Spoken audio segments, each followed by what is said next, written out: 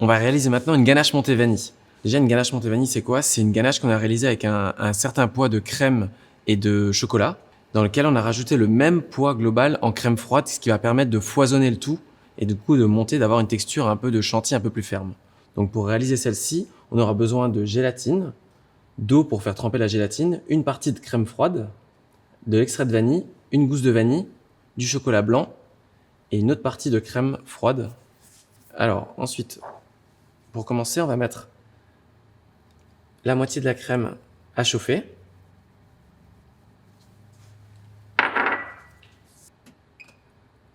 En même temps, je vais faire tremper mes feuilles de gélatine dans l'eau, de préférence très froide. L'eau sort du frigo.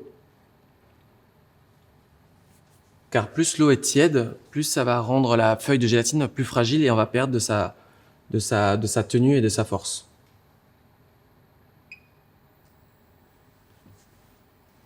Ensuite, on va gratter la gousse de vanille.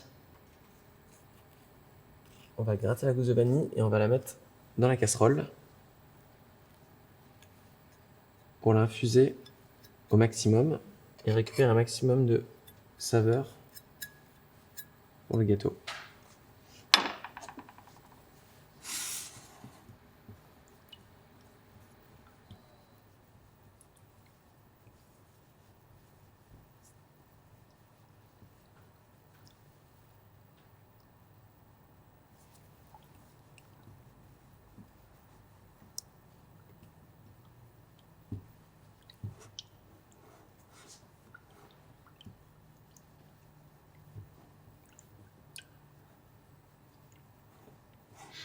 Alors là, pareil, dans la première étape, l'idée est de chauffer la crème, pas forcément de la faire bouillir, mais de mélanger, donc de réaliser une émulsion avec le chocolat blanc et la crème. Donc, on va la faire chauffer. Plus vous allez laisser forcément la gousse dedans, plus ça va être infusé. Donc, si vous la faites la veille, vous pouvez très bien la faire la veille et la laisser toute la nuit au frigo pour capter un maximum de saveur de vanille. Mais il est très possible aussi de la laisser au minimum 20 minutes pour avoir déjà suffisamment de parfum pour le gâteau.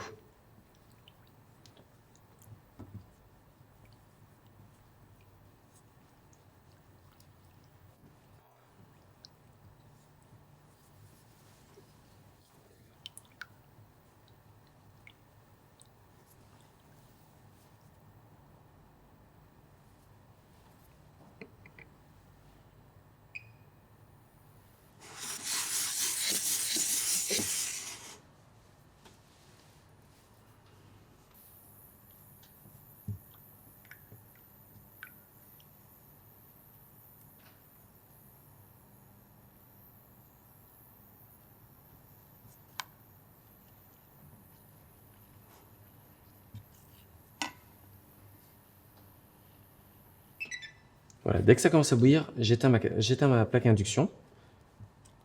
Je fais bien attention à ce que la gousse ne reste pas au fond de la casserole. Ça risquerait de brûler la gousse et du coup d'apporter vraiment une odeur amère et de brûler à la ganache. Ensuite, je vais retirer la gousse de vanille en essayant de la gratter un maximum.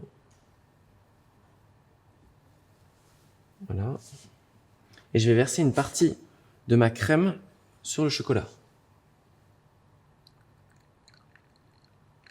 Voilà.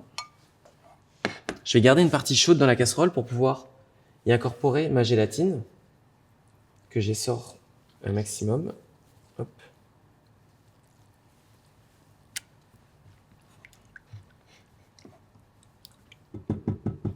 Et à côté de ça, on va commencer l'émulsion en mélangeant la crème et le chocolat blanc. Toujours pareil, en faisant des mouvements circulaires pour réaliser une bonne émulsion.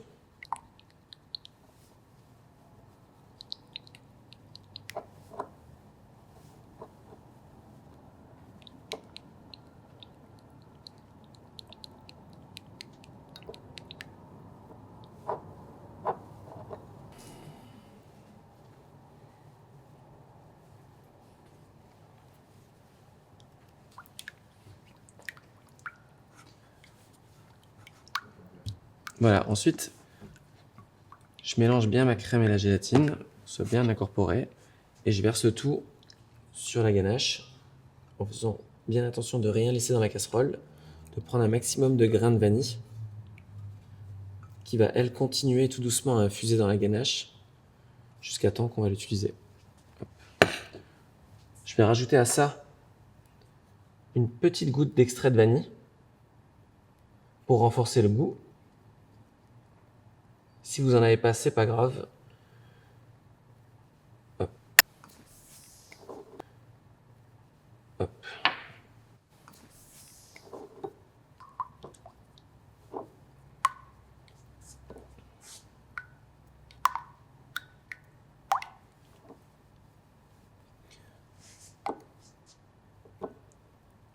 Voilà. Une fois qu'on a une ganache très brillante, c'est-à-dire que vraiment la crème soit bien mélangée au chocolat blanc, on va rajouter la partie de crème froide, comme je vous disais avant, ce qui va permettre à la ganache montée de foisonner, donc d'incorporer un maximum d'air dans la ganache.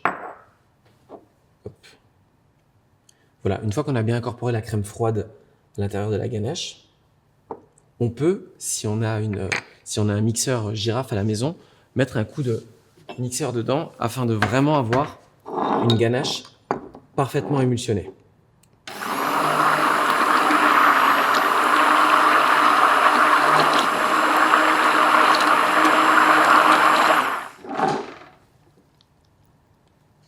Hop là.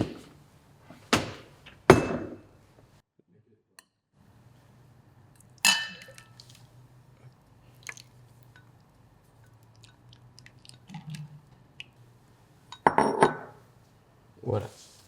Ensuite, on va filmer la ganache montée au contact et on va la laisser reposer 6 à 10 heures au frigo jusqu'à qu'elle soit bien figée, que la matière grasse se soit bien figée.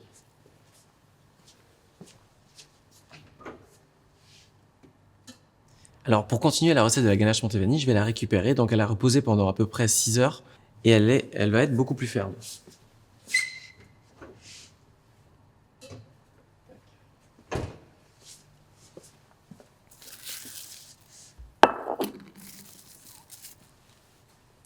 Ensuite, à l'aide d'un fouet, je vais la monter.